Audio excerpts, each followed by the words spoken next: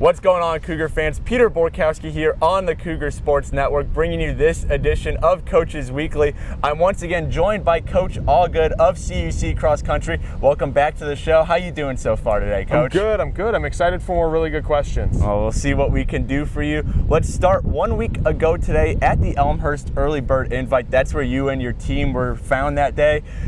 Women, they placed fourth out of the 8 teams there. No team score for your men's team, but lots of personal records were set, which is always a good thing to see. What are some of your general takeaways from your weekend? What were you coming out of that Friday thinking about? It was a good meet. I was really happy. The first meet is always going to be the hardest, and I was telling the team that from the get-go.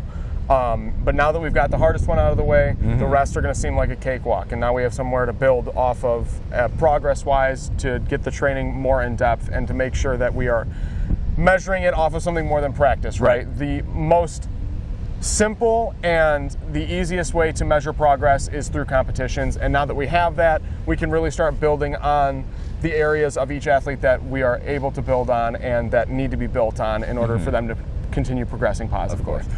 Well, one athlete who had a particularly good Friday was your sophomore, Cali Hoover. She finished fourth on the women's side of the meet with her 16:25 4K time. She put up similarly strong results last year as a freshman. I'm sure as coach, it's got to be a positive to have such a talented runner on your squad who's still an underclassman, who's still going to be here for a couple of years. Absolutely, yeah. Any coach loves a top 5 finish for a runner on either side, right? And of course, the talent aspect is something every coach looks for as well.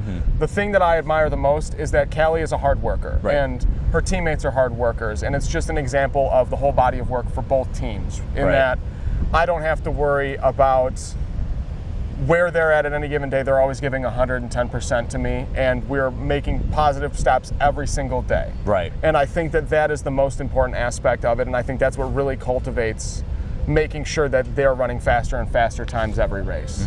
Well, you guys are right back at it tomorrow. On Saturday, you're traveling up to Concordia, Wisconsin for the Kent White Classic. Other than good personal times, which you always want to see, of course, what are you really hoping to see from your team this weekend? What's going to signify growth from 1 week ago?